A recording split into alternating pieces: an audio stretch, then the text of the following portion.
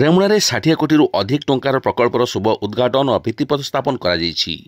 ଗୁରୁବାର ଅପରାହ୍ନରେ ବିକଶିତ ଗାଁ ବିକଶିତ ଓଡ଼ିଶା ଅନ୍ତର୍ଗତରେ ଓଡ଼ିଶା ସରକାରଙ୍କ ମାନ୍ୟବର ଗ୍ରାମ୍ୟ ଉନ୍ନୟନ ପଞ୍ଚାୟତ ରାଜ ଓ ପାନୀୟ ଜଳ ବିଭାଗ ମନ୍ତ୍ରୀ ରବିନାରାୟଣ ନାୟକଙ୍କର କରକମଳରେ ରେମୁଣାର କୁରୁଣିଆଠାରେ 60 କୋଟିରୁ ଉର୍ଦ୍ଧ୍ୱ ଟଙ୍କାର ଗ୍ରାମୀଣ ରାସ୍ତା ପାନୀୟ ଜଳ ପ୍ରକଳ୍ପର ଶୁଭ ଭିତ୍ତିପ୍ରସ୍ତର ସ୍ଥାପନ ଏବଂ ଉଦ୍ଘାଟନ କରାଯାଇଛି।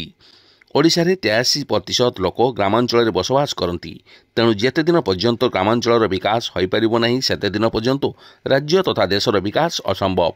ଏକ ବର୍ଷରେ ଆମ ଲୋକପ୍ରିୟ ମୁଖ୍ୟମନ୍ତ୍ରୀ ମୋହନ ଚରଣ ମାଝୀଙ୍କ ନେତୃତ୍ୱରେ ରାଜ୍ୟରେ ଅନେକ ଲୋକାଭିମୁଖୀ ଯୋଜନା ଆରମ୍ଭ ହୋଇଛି।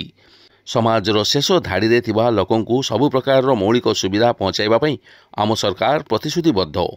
ଯଶସ୍ୱୀ ପ୍ରଧାନମନ୍ତ୍ରୀ ନରେନ୍ଦ୍ର ମୋଦିଙ୍କର ପ୍ରେରଣାଦାୟୀ ନେତୃତ୍ୱରେ ଭାରତର ଏକ ବିକଶିତ ରାଷ୍ଟ୍ର ହେବାକୁ ଯାଉଛି। ଆମ ସରକାର 2036 ସୁଦ୍ଧା ଓଡ଼ିଶାକୁ ଏକ ସମୃଦ୍ଧ ରାଜ୍ୟରେ ପରିଣତ କରିବା ପାଇଁ ସଂକଳ୍ପ ନେଇଛନ୍ତି। ଏଥିପାଇଁ ଆପଣମାନଙ୍କ ସହଯୋଗ ଓ ସହଭାଗିତାକୁ ବିନମ୍ର ସ୍ୱାଗତ ଜଣାଉଛି ବୋଲି ମାନ୍ୟବର ମନ୍ତ୍ରୀ ଉପସ୍ଥିତ ଲୋକଙ୍କୁ କହିଥିଲେ। ରେମୁଣାର ଜନସାଧାରଣଙ୍କ ପାଇଁ ଆଜି ଏକ ସ୍ୱର୍ଣ୍ଣିମ ଦିନ। ଗ୍ରାମୀଣ ଲୋକଙ୍କର ଦୀର୍ଘଦିନର ଆଶା ଓ ସ୍ୱପ୍ନ ପୂରଣ ହେବାକୁ ଯାଉଛି।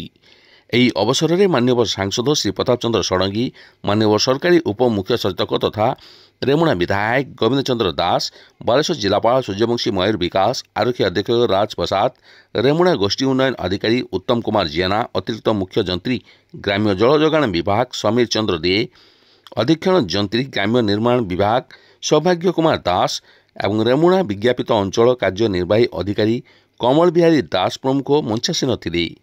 ଏହି ଅବସରରେ ରେମୁଣା ଭାରତୀୟ ଜନତା ପାର୍ଟି କର୍ମକର୍ତ୍ତାଙ୍କ ତରଫରୁ ମାନ୍ୟବର ମନ୍ତ୍ରୀଙ୍କୁ ବାଲିଆ ରାମେଶ୍ୱର ମନ୍ଦିର ନିକଟରୁ କୁରୁଣିଆ ପର୍ଯ୍ୟନ୍ତ ଏକ ବାଇକ୍ ଶୋଭାଯାତ୍ରା ମାଧ୍ୟମରେ ଭବ୍ୟ ସ୍ୱାଗତ କରାଯାଇଥିଲା।